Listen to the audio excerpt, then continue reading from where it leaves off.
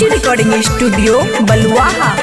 RJD के झंडा लहरावा तारा, vote के दिया न बतावा तारा। ए हो सुना ना, आरजेडी के झंडा लहरावा तारा, वोट के दिया न बतावा तारा। नहीं भूले के बा ना भूलाए के बा, गौतम भैया के विजयी बनावे के बा। नहीं भूले के बा ना भूलाए के बा, गौतम भैया के विजयी बनावे के बा।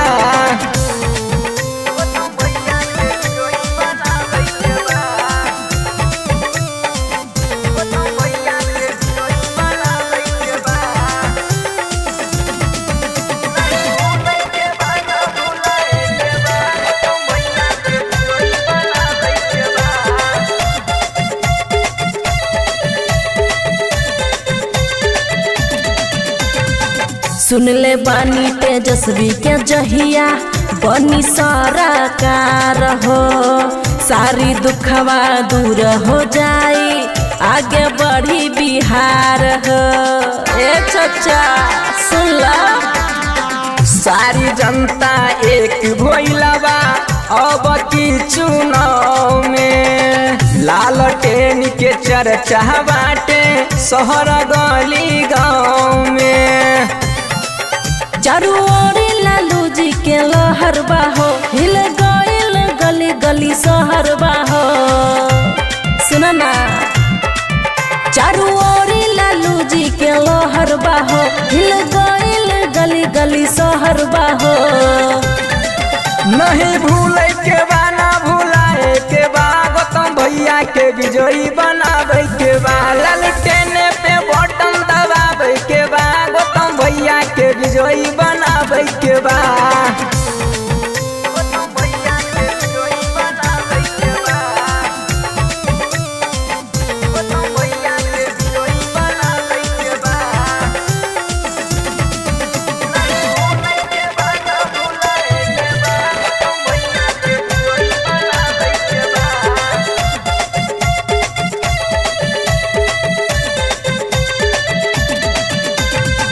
गोलू राजीव लागल बाटे पूरा प्रयास में, लेके झंडा फैन हो गइल आरजेडी के हाथ में।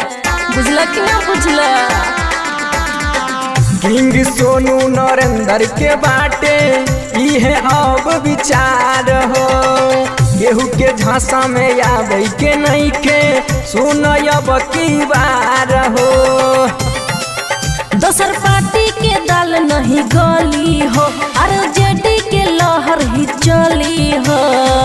कान खोल के सुन ला, दोसर पार्टी के दल नहीं गली हो, आरजेडी के लहर ही चली हो।